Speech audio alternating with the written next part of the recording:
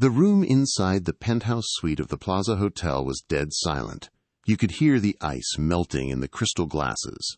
12 armed men, wearing suits that cost more than most people's cars, were staring at one person. It wasn't the billionaire mafia boss sitting at the head of the table. It was the trembling waitress holding a silver tray of champagne. Seconds ago, the boss had given an order in rapid, obscure Japanese, a command to execute the man sitting right next to him. He thought no one understood. He was wrong. The waitress didn't just drop her tray. She looked him dead in the eye and whispered 6 words in flawless Japanese that changed everything. That was the moment Sarah Miller ceased to be a nobody and became the most dangerous woman in New York.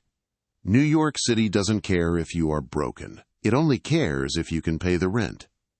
For Sarah Miller, the city was a beast that demanded to be fed every single month, and lately, she was starving it. At 24, Sarah was invisible. She was the kind of woman people looked through, not at. With her hair pulled back in a severe, messy bun and a uniform that was 2 sizes too big, she blended into the beige wallpaper of the Obsidian, one of Manhattan's most exclusive members-only supper clubs. The Obsidian wasn't just a restaurant. It was a fortress of wealth located in the basement of a nondescript building in Tribeca. There was no signage, only a heavy steel door and a biometric scanner. Inside, the air smelled of aged mahogany, Cuban cigars, and the distinct, metallic scent of power. The clientele didn't use credit cards. They had house accounts settled by family offices in Zurich and the Caymans. "Sarah, table 4. Now," snapped Marcus, the floor manager. Marcus was a man who sweated profusely, even in air conditioning, perpetually terrified of the people he served. "And for God's sake, fix your apron. If he sees you looking like a slob, we're both dead." "Who is coming in, Marcus?" Sarah asked, wiping her hands on a rag. She was exhausted. She had pulled a double shift at a diner in Queens before coming here for the night shift. Her student loans were suffocating her, and the medical bills for her mother's care facility were 3 months overdue. She needed this job. "Damon Thorne," Marcus whispered the name like a curse, "and his associates." The kitchen staff froze. Even the head chef, a man who threw knives when the risotto was gummy, stopped chopping. Damon Thorne. The papers called him a shipping magnate or a logistics entrepreneur. The FBI files, the ones that never made it to court because witnesses tended to vanish, identified him as the Aabun, the head of the most powerful neo-Yakuza faction operating on American soil. He wasn't just a gangster, he was a corporate ghost. He moved billions of dollars of illicit cargo through legitimate ports, driving a fleet of matte black Rolls-Royce Phantoms and wearing bespoke Tom Ford suits that hid the tattoos covering his back. He was half American, half Japanese, and fully terrifying. "I need my best server," Marcus hissed, grabbing Sarah by the shoulder. "Jessica called out sick. You're the only one who doesn't shake when pouring wine. Just keep your head down. Don't speak unless spoken to. And whatever you do, do not look him in the eyes. He takes it as a challenge." Sarah nodded, her heart hammering against her ribs. "I got it, Marcus. Just service. Invisible." "Good." Marcus smoothed his tie. "They're here." The heavy oak doors swung open. The atmosphere in the room shifted instantly. The ambient chatter died down. The jazz pianist in the corner faltered for a fraction of a second before recovering. 6 men entered first. They were broad, wearing earpieces and suits that struggled to contain their bulk. They scanned the room with predatory efficiency. Then, Damon walked in. He didn't look like a thug. He looked like royalty. He was tall, perhaps 6'2", with jet black hair slicked back and sharp, angular features that looked like they had been cut from marble. He wore a charcoal 3-piece suit and a Patek Philippe Nautilus on his wrist, the kind of watch that cost more than the building Sarah lived in. His eyes were dark, cold, and bored. He sat at table 4, the most secluded booth, draped in velvet shadows. 3 men sat with him. The other bodyguards took positions around the perimeter. Sarah took a deep breath, grabbed the water pitcher, and approached the table. Invisible, she told herself. You are just a ghost. As she neared the table, she realized the tension was thick enough to choke on. Damon wasn't speaking. He was staring at the man across from him, a nervous, balding man named Victor, who was sweating almost as much as Marcus. "Mr. Thorne," Victor stammered, his hands shaking as he reached for a breadstick. "The shipment in Newark. It's just a delay. Customs has been tighter since the election. You have to understand, I did everything." Damon raised one hand, a single, silent motion. Victor shut his mouth instantly. Sarah arrived at the table. She moved with practiced grace, pouring sparkling water into crystal goblets. She didn't look up. She focused on the bubbles rising in the glass. "Delays cost money, Victor," Damon said. His voice was a low baritone, smooth as silk but with a jagged edge underneath. "And they cost reputation. I don't pay you for excuses. I pay you for silence and speed." I know," Victor said, grabbing his glass. Sarah noticed he nearly knocked it over. "But the Port Authority, I think someone talked. Someone tipped them off about container 404. Damon's eyes narrowed. He leaned back in the leather booth, studying Victor. The silence stretched out, agonizingly long. Sarah finished pouring and took a step back, clutching the pitcher against her chest. She should leave. She should walk away right now, but her feet felt rooted to the expensive Persian rug. Damon turned his head slightly to the man on his right, his consigliere, a man with a scar running through his eyebrow. Damon switched languages effortlessly. He began speaking in Japanese. It wasn't the polite Japanese taught in textbooks. It was the rough, rapid-fire dialect of the underworld, laced with slang and menace. "Check his phone," Damon said in Japanese, his face completely impassive. "He's lying. The shipment wasn't delayed. He sold it to the Russians." The consigliere nodded slightly, his expression unchanging. Victor, the sweating man, smiled nervously, clearly having no idea what was just said. "I can fix it, Damon. I just need another week." Damon smiled back at him, a predator's smile. He continued in Japanese, his voice casual, as if discussing the weather. "He thinks he's clever. He thinks because I was raised in the West, I don't smell the rat on him." Sarah's breath hitched. She tried to keep her face blank. "Tonight," Damon said to his consigliere in Japanese, picking up the menu. "Let him eat. Let him drink the vintage Cabernet.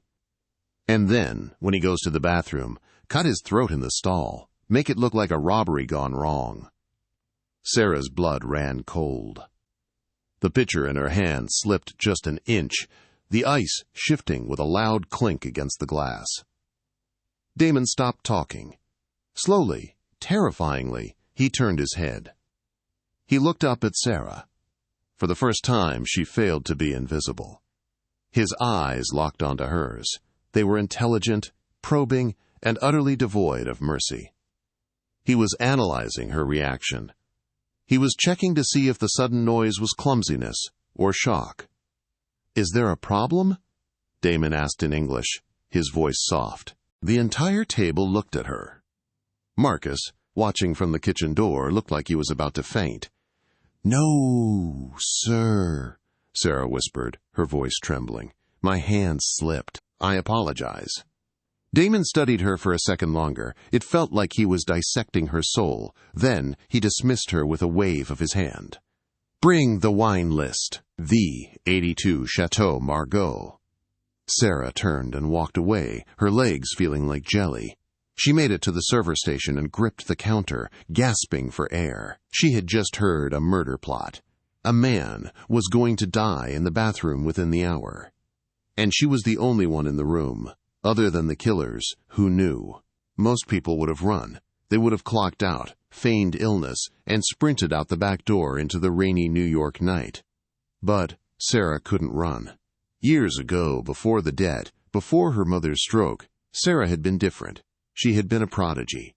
Her father had been a diplomat stationed in Tokyo for 15 years. Sarah had grown up there. She didn't just learn Japanese. She dreamt in it. She had attended elite international schools, navigated the complex social hierarchies of Tokyo, and learned to read the subtle unspoken cues of the culture, the kuki wo yomu, reading the air. She knew exactly what kind of men sat at table 4. She knew the dialect they used. It was the dialect of men who cut off fingers for apologies.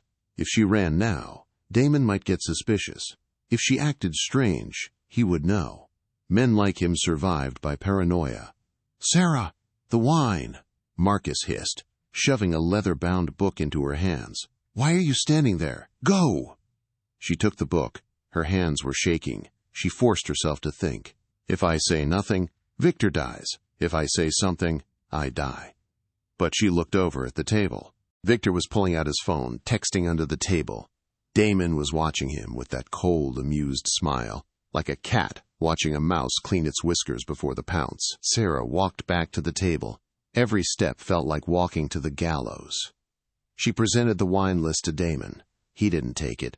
He just stared at her. "Open it," he commanded. Sarah opened the book. She felt the heat radiating from the men. "Is the car ready?" Damon asked his consigliere in Japanese, not breaking eye contact with Sarah. He was testing her. He sensed something. "It's idling in the alley," the consigliere replied. "Do we take the girl too? She seems nervous." Sarah's heart stopped. "No," Damon replied in Japanese, looking at her name tag. "She's just a scared little waitress."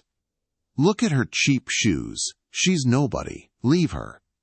The insult stung, but it also saved her. He had dismissed her as irrelevant. Damon pointed to a bottle on the list.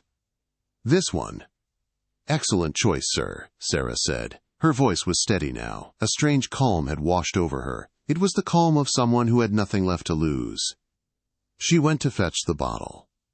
As she uncorked the vintage wine at the sidebar, her mind raced. She couldn't let a man be butchered in the bathroom. It wasn't about heroism. It was about basic humanity. But how could she warn him without alerting the wolves? She returned to the table and began to pour. First for Victor. "Enjoy it," Damon said to Victor, raising his own glass. "To loyalty." "To loyalty," Victor said, gulping the wine. Sarah moved around the table to pour for Damon. As she leaned in, the scent of his cologne, sandalwood, and gunpowder filled her nose. Damon's phone buzzed on the table. He glanced at it. It was a distraction. In that split second, Sarah made a choice that would burn her life to the ground. She finished pouring Damon's wine. She placed the bottle down. And then she looked at Victor. She needed to signal him. But Damon was right there. Victor dropped his napkin. He bent down to pick it up. Sarah saw her chance. She couldn't speak English. They would hear. She couldn't speak Japanese. They would kill her. She had to do something drastic. As Victor sat up, Sarah deliberately knocked the heavy crystal water glass onto Victor's lap. "Oh my God!" she cried out, far too loudly. Ice water soaked Victor's expensive beige trousers. He jumped up, shouting, "You stupid girl! Look what you did! I am so sorry! I am so clumsy!" Sarah grabbed a napkin and started dabbing at the table, creating chaos. Damon didn't move. He sat perfectly still, watching the scene. His eyes narrowed. He wasn't looking at the spilled water. He was looking at Sarah's hands. They weren't shaking anymore. "Get out!" Victor yelled at her. "I need to go to the restroom to dry this off." The restroom. The kill zone. "No," Sarah said, blocking his path. It was an instinctive reaction. "Sir, please, let me get you a towel here. The restroom is flooded. You can't go in there." The table went silent. The restroom wasn't flooded. Everyone knew it. Damon slowly stood up. He towered over her. The air in the room seemed to drop 10 degrees. "Flooded?" Damon repeated. "I just saw a guest exit 5 minutes ago." Sarah looked up at him. She was trapped. She stammered. Damon stepped closer, invading her personal space. He leaned down, his face inches from her ear. "You are acting very strange, Sarah," he whispered. "Why don't you want him to go to the bathroom?" He switched to Japanese, his voice a low growl meant only for his men. "Grab her. She knows." The bodyguard to her left shifted, his hand moving inside his jacket toward a silenced pistol. Victor, oblivious to the shift in atmosphere, pushed past Sarah. "I don't care if it's flooded. I'm soaking wet." He headed for the hallway. The consigliere stood up to follow him, the executioner walking to the block. Sarah couldn't stop it. She had tried. She had failed. She looked at Damon. He was looking at her with a mix of curiosity and murderous intent. He expected her to cower. He expected her to cry. But something in Sarah snapped. The exhaustion, the poverty, the fear. It all crystallized into a moment of pure, reckless defiance. She was tired of being invisible. She was tired of men like him, thinking they owned the world just because they could pay for it. Damon smirked at her, a cruel, arrogant twist of his lips. He spoke to her in Japanese, mocking her, convinced she was just a dumb American girl. "Too bad. You have pretty eyes. I'll have to have them gouged out before we dump you in the river." He turned to walk away, dismissing her for the last time. Sarah didn't move. She stood tall. She took a breath that filled her lungs with the courage of the condemned, and then she spoke, clear, crisp, perfect Tokyo dialect, formal, yet dripping with an icy sarcasm that matched his own. "If you touch me," she said in Japanese, her voice cutting through the noise of the restaurant like a katana, "you will never find the money Victor stole. Because he didn't sell it to the Russians. He hid it in the one place you are too arrogant to look." Damon froze. His back was to her. For 3 agonizing seconds, no one moved. The bodyguard's hand stopped halfway to his gun. The pianist seemed to stop playing. Damon slowly turned around. The look of boredom was gone. In its place was a look of absolute earth-shattering shock. The invisible girl had just spoken the language of the dragon, and she had just bitten back. The silence in the restaurant was heavier than the oak doors guarding the entrance. It was a physical weight, pressing down on everyone's chest. Damon Thorne, a man who commanded fleets of ships and armies of soldiers, stood motionless. His dark eyes, usually so guarded and cynical, were wide with genuine astonishment. He took a step towards Sarah. The expensive Italian leather of his shoes made no sound on the plush rug. "Say that again," Damon commanded. He spoke in English this time, but his voice had lost its smooth, corporate veneer. It was raw, dangerous. Sarah didn't retreat. She held her ground, clutching the empty wine tray like a shield. She knew that showing fear now was a death sentence. In the wild, if you run from a predator, you trigger its chase instinct. If you stand your ground, you confuse it. "I said," Sarah replied, switching back to flawless high society Japanese, "that Victor is not selling to the Russians. He is too cowardly for the Russians. He is embezzling your funds through a shell company in the Cayman Islands. And the missing shipment is sitting in a warehouse in Jersey City under the name of his mistress." The bodyguards shifted uneasily. They didn't understand the specifics, but they understood the tone. A waitress, a nobody in a polyester uniform, was speaking to the Oyabun as an equal. Damon stared at her for a long, agonizing moment. Then, a slow, terrifying smile spread across his face. It wasn't a smile of kindness. It was the smile of a man who had just found a diamond in a pile of coal. "Kane," Damon said, not looking away from Sarah. The large bodyguard with the scarred eyebrows stepped forward. "Boss? Go to the bathroom. Get Victor. Do not kill him." Damon's voice was icy. "Bring him out here, and take his phone." Kane nodded and marched toward the hallway where Victor had disappeared moments ago. Damon took another step closer to Sarah. He was close enough now that she could see the flecks of gold in his dark irises. She could feel the heat radiating off him. "Who are you?" he asked quietly.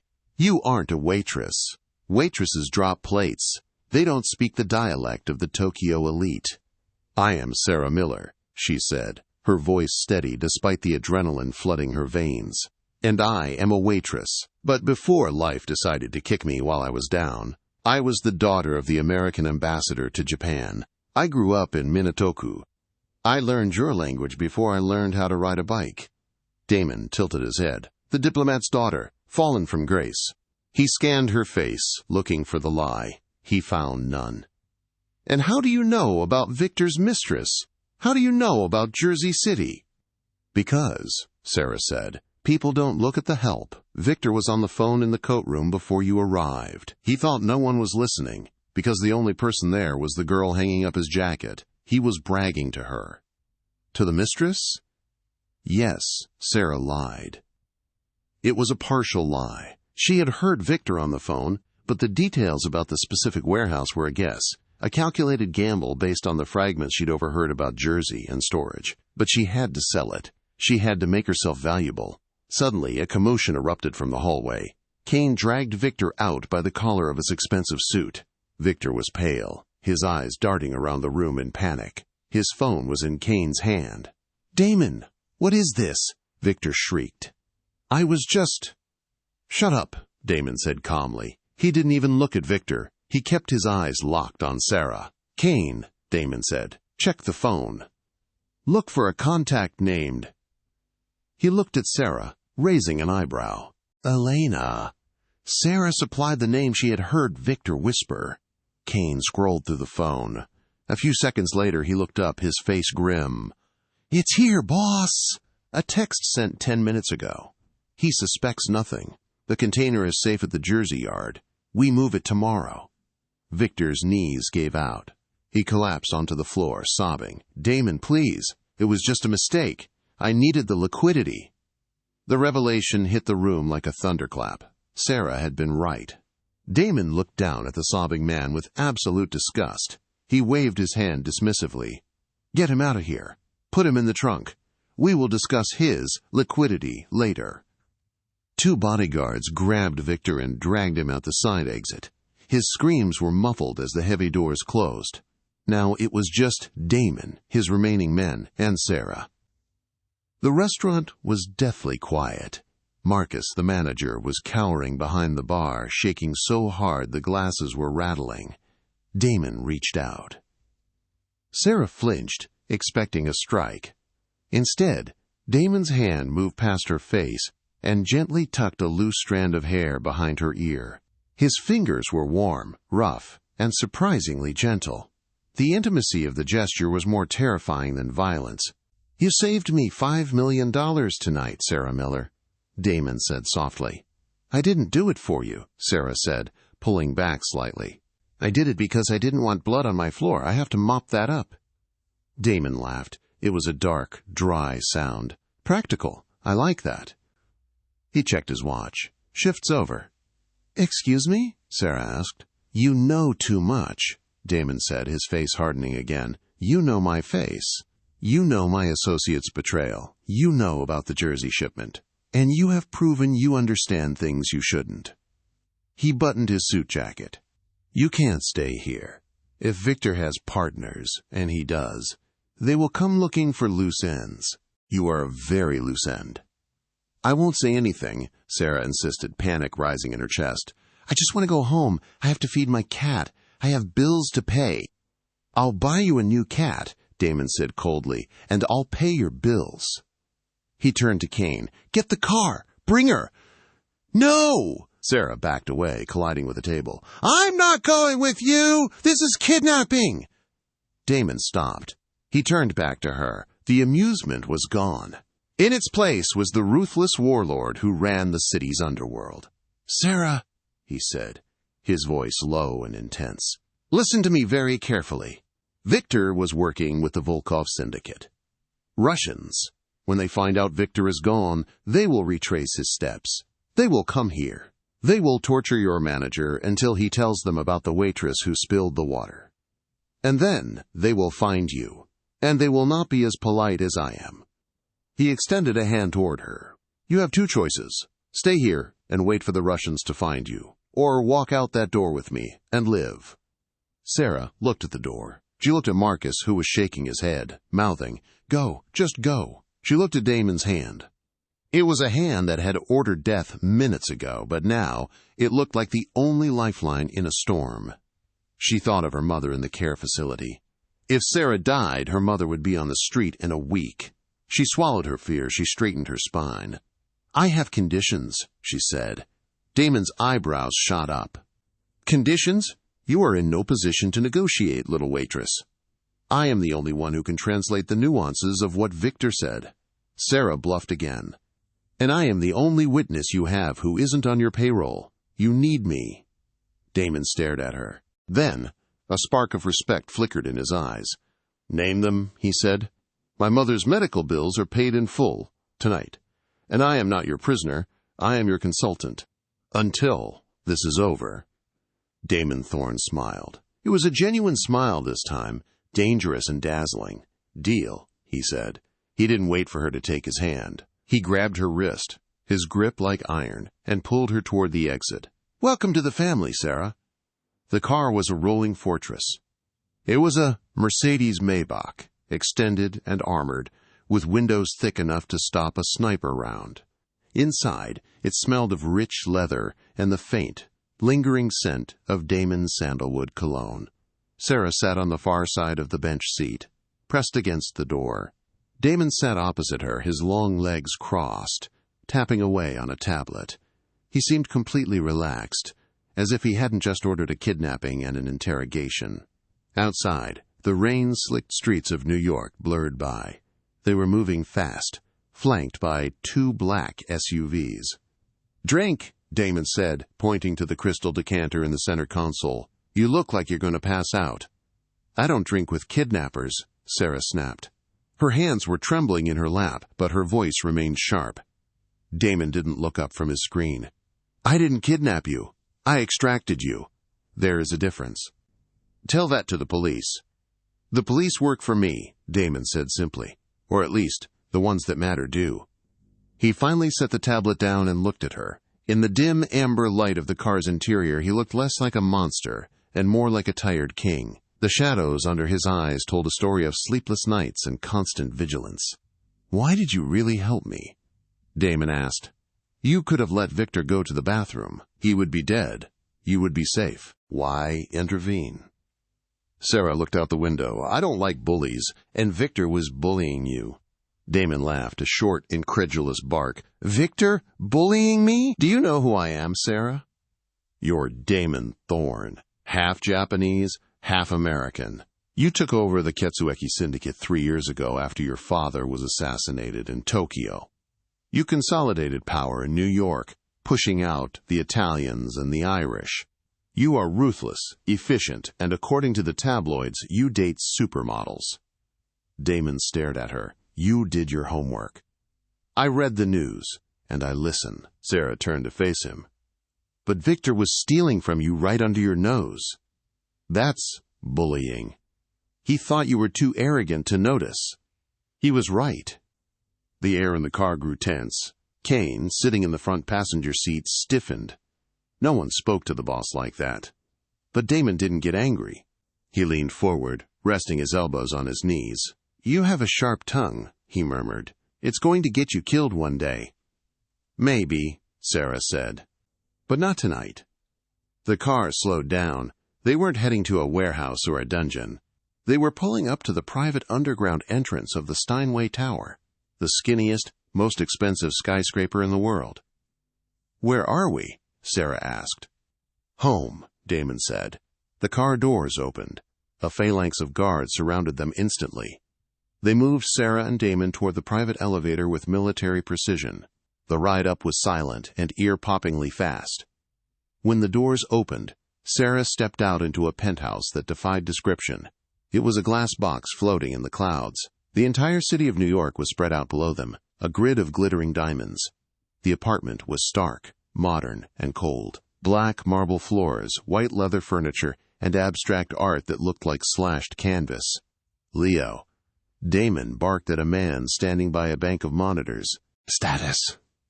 Leo, a young tech specialist with messy hair, spun around. We have a problem, boss. Victor's phone. It's transmitting. Damon froze. What? It has a tracker, Leo said, typing furiously. A passive GPS hidden in the battery casing. The Russians, they didn't just buy the shipment from him. They turned him. Damon's face went pale with rage. He realized the trap instantly. Victor wasn't just a thief. He was bait. Where is the signal broadcasting to? Damon demanded. "Here," Leo said, his voice trembling. "They tracked him to the restaurant. And now, the signal is moving with us. It's in the car." "We left the car in the garage," Damon said. "They know we are here," Sarah whispered. The realization washed over her. "If they were tracking Victor, and Victor was with you."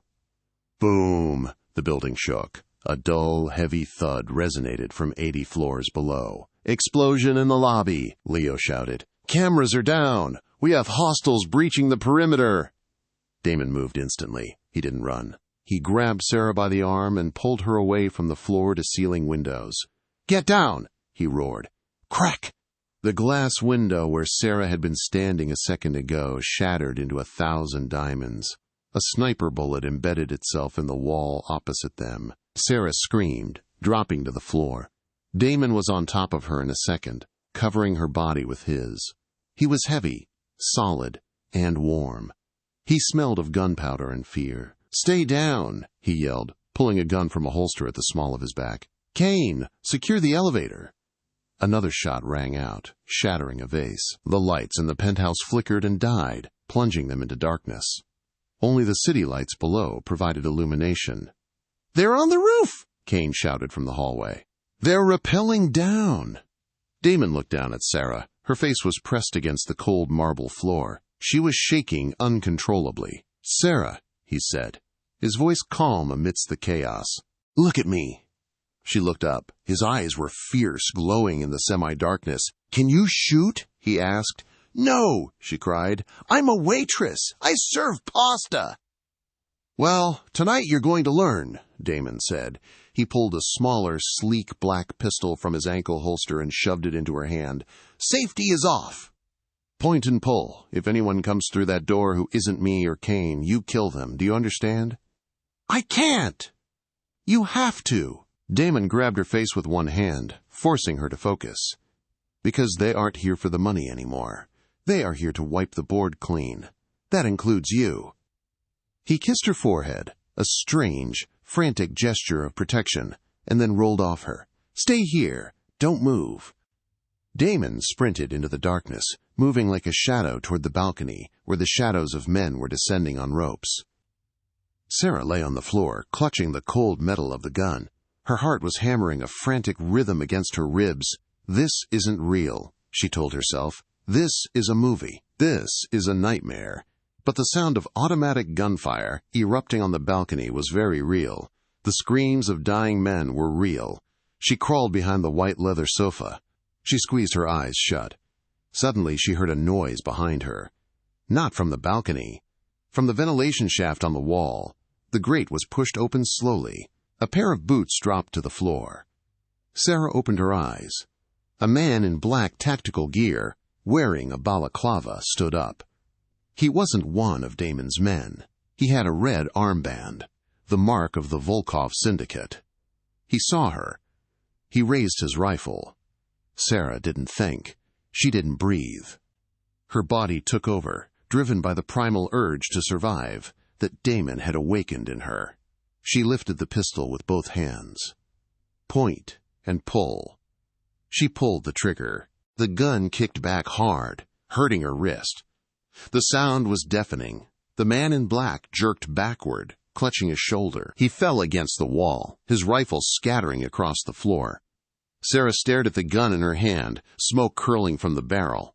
She had just shot a man. Damon appeared from the shadows, blood on his white shirt, not his own. He saw the gunman on the floor. He saw Sarah, pale as a ghost, holding the smoking gun. He walked over to the gunman and finished him with a single silenced shot. Then he turned to Sarah. He didn't offer comfort. He looked at her with a new intensity, something darker and deeper than respect. "You missed the head," he said, breathless. "But not bad for a first time." He reached down and pulled her up. The adrenaline was fading, leaving Sarah's knees weak. She collapsed against him, burying her face in his chest. "I want to go home," she sobbed. Damon wrapped his arms around her, holding her tight against him. His heart was beating as fast as hers. "I know," he whispered into her hair. "But there is no home to go back to, Sarah. You just declared war on the Russian Mafia." He pulled back and looked into her eyes. "You're mine now," he said. "And I protect what is mine." The safe house wasn't a house. It was a brutalist concrete bunker buried halfway into the side of a mountain in the Catskills, 2 hours north of the city. To the outside world, it looked like an abandoned observatory. Inside, it was a fortress, stocked with enough supplies to last a nuclear winter. The drive had been silent. Damon drove the backup SUV himself, his knuckles white on the steering wheel, his eyes constantly scanning the rearview mirror. Sarah sat in the passenger seat, staring at her hands. They were scrubbed clean, but she could still feel the phantom weight of the gun, the recoil that had traveled up her arm, the smell of cordite. When they finally pulled into the underground garage, the heavy steel shutters slammed down behind them, sealing them in. "We are safe here," Damon said. His voice was hoarse. The adrenaline was wearing off, leaving behind a jagged exhaustion. No electronics, no signals in or out. The walls are lead-lined. Sarah didn't move. She couldn't unbuckle her seatbelt. Her fingers wouldn't cooperate. Damon walked around the car and opened her door. He saw her struggle and unclicked the belt for her. He didn't pull away immediately. He stayed there, leaning into the car, his face inches from hers. "You're in shock," he stated. "I killed a man," Sarah whispered. The words tasted like ash.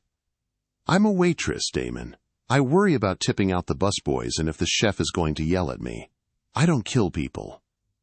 "You survived," Damon corrected her, his tone hard. "There is a difference. Tonight, the world tried to eat you. You bit back. Do not apologize for surviving." He reached out and took her hand, pulling her out of the car. "Come, you need whiskey and a shower. In that order." The interior of the bunker was surprisingly luxurious, though cold. It was all slate and dark wood, with a fireplace that dominated the living room. Damon busied himself lighting a fire while Sarah stood in the middle of the room, shivering despite the heating system. She looked at him.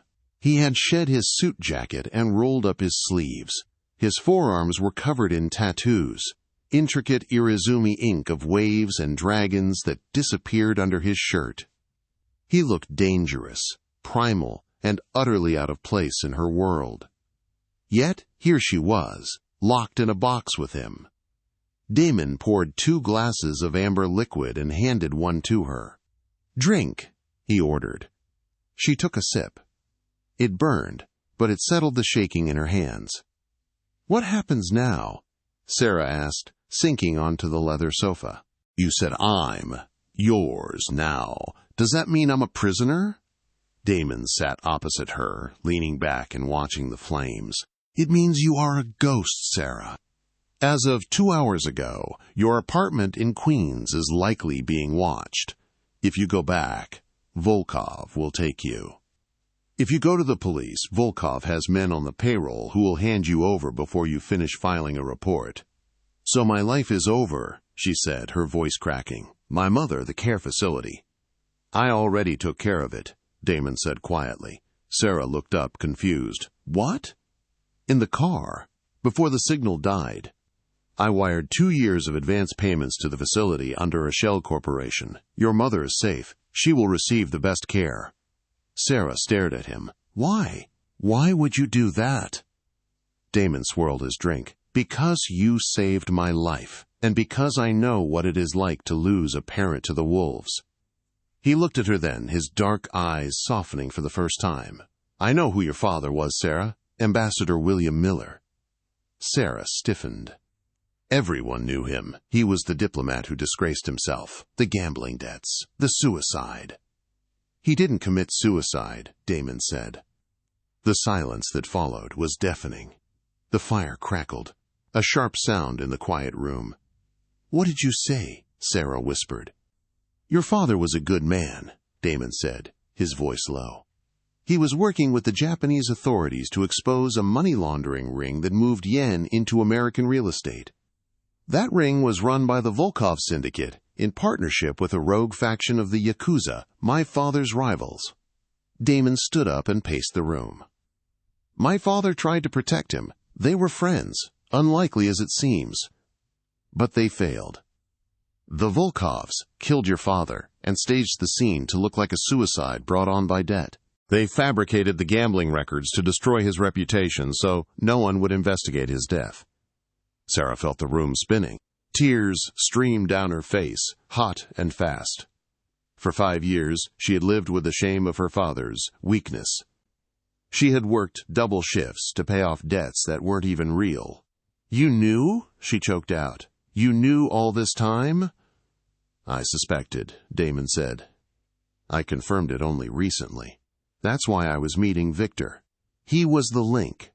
He was the accountant who forged the gambling debts for the Volkovs 5 years ago." He stopped pacing and knelt in front of her. He took the glass from her shaking hands and set it on the table. "I didn't bring you here just to translate, Sarah. I brought you here because we are fighting the same enemy. The men who tried to kill us tonight are the same men who killed your father." Sarah looked at him. The fear was gone, replaced by a cold, hollow anger. The same anger that had made her pull the trigger in the penthouse. "They killed him," she whispered. "And he ruined my life."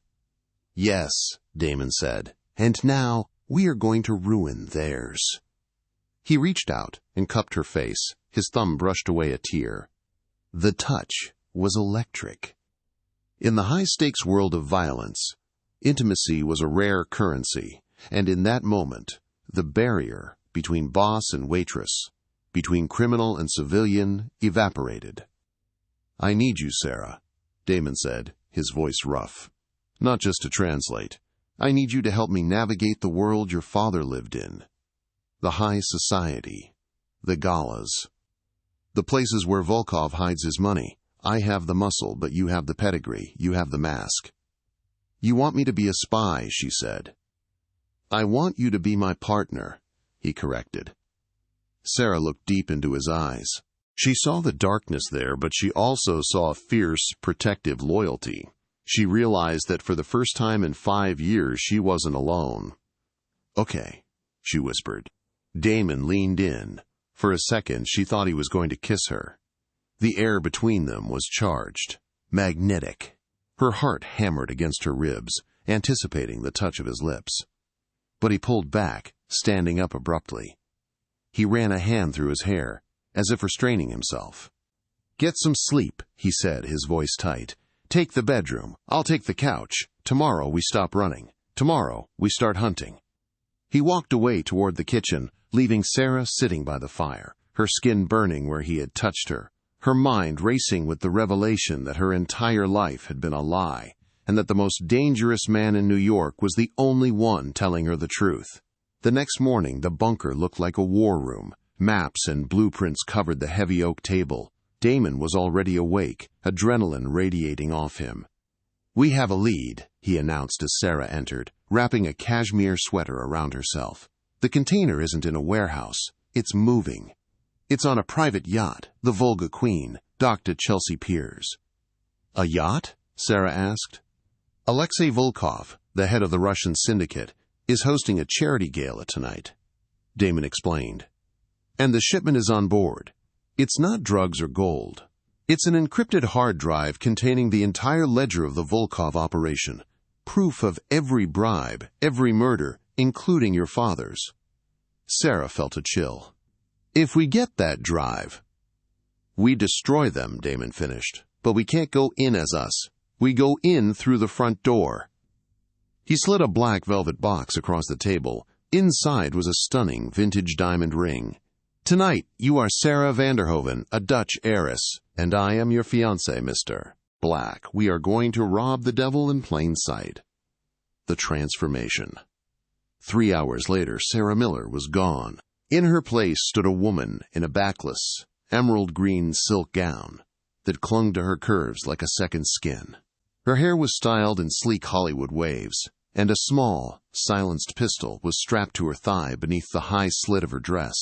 Damon, wearing a tuxedo that fit him perfectly, circled her slowly. His eyes were dark and intense. "Dangerous," he murmured. "You look dangerous." He offered her his arm. "Are you ready, Ms. Miller?" "I'm ready." The gala. The Volga Queen was a floating palace, crowded with senators, celebrities, and mobsters. Sarah and Damon walked up the gangway, arm in arm. Projecting an air of bored entitlement, they breezed past security with forged QR codes. "Target is the captain's quarters on the upper deck," Damon whispered, handing her a glass of champagne. "The drive is in a wall safe behind the painting of the storm, but the stairs are guarded." He looked toward the bar where a massive, boisterous man was holding court. "Alexei Volkov. You need to distract the king while I take out the pawns," Damon said. "He has a weakness for women who speak French." Sarah's heart hammered, but she forced a smile. "Give me 5 minutes." She approached Volkov, accidentally bumping into him. "Pardonnez-moi!" she exclaimed. Volkov turned, his scowl transforming into a lecherous grin. "An angel speaks French," he rumbled. While Sarah charmed the Russian mob boss, Damon moved. He slipped into the service corridor. 2 quick strikes, and the guards guarding the stairs crumbled silently into the shadows. He signaled Sarah, a subtle adjustment of his tie. "I must powder my nose," she told Volkov, slipping away. The betrayal. Sarah met Damon in the captain's cabin. He had already disabled the lock. Inside, they swung open the painting and cracked the safe. "There it was, the hard drive. We got it," Sarah breathed. "I wouldn't touch that," a voice said from the shadows. The lights flickered on. Sitting in the corner, holding a silenced pistol, was Jessica, the timid waitress from the Obsidian. "Jessica?" Sarah gasped. "You're with them?" "I'm a broker, Sarah," Jessica said, her voice cold. "I sold out Damon's location, and I sold out your little heist tonight." She stood up. "Drop the gun, Damon." Damon slid his weapon across the floor. Jessica snatched the hard drive from the open safe. "Nothing personal," she smiled. "Volkov just pays better." She backed toward the balcony door and pulled out a remote detonator. "Now, stay here and die." She pressed the button. A loud beep echoed from under the bed. C-4. Jessica smirked. 30 seconds. She vaulted over the railing, disappearing into the night. Damon didn't hesitate. "Run!" He grabbed a heavy chair and smashed it through the cabin window. "Jump!" He grabbed Sarah's hand. Behind them, the timer hit 0. They sprinted toward the shattered glass and leaped into the dark, freezing air, just as the room behind them exploded into a fireball. The explosion didn't sound like a bang. It felt like a giant hand swatting them from the sky. Sarah and Damon hit the freezing Hudson River hard. Debris rained down as Damon hauled Sarah to the surface, dragging her under the rot-slicked shadows of the pier while sirens wailed in the distance. Shivering and terrified, Sarah gasped. "We lost. Jessica took the drive." Damon wiped blood from his forehead and smiled grimly. "Check your pocket." Sarah fumbled with the hidden slit in her dress and pulled out a waterproof USB drive. "Jessica took a dummy," Damon revealed, his eyes burning with cold intensity. "The one she has contains a tracker. Right now, she's leading us straight to the head of the snake." The hangar. The beacon led them to a private hangar at Teterboro Airport. Inside, Alexei Volkov stood by his jet, laughing as Jessica struggled with the fake drive. "It's not opening," Jessica snapped. "I want my money." "You failed to kill them quietly," Volkov sneered, signaling his guards. "You are a liability." Suddenly, the hangar lights died, plunging them into darkness. Damon's voice boomed over the PA system. "The drive is a beacon, Alexei. The FBI is 5 minutes out, but I didn't want them to have all the fun." Chaos erupted. Damon opened fire from the shadows, drawing the guards. Attention. Sarah moved behind the jet's landing gear, flanking them. But Jessica saw her. "You rat!" Jessica shrieked, raising her weapon. Sarah didn't flinch. She remembered Damon's training. She fired, not at Jessica, but at the laptop in her hands. The bullet shattered the fake drive, sending sparks flying. "It's over!" Sarah shouted. Jessica snarled and raised her gun again, but a shot rang out. She crumbled to the floor. It wasn't Sarah who fired. It was Volkov. "Useless!" The Russian boss spat. He turned his gold-plated gun on Sarah. "You, the diplomat's daughter, your father was weak. Honor gets you killed."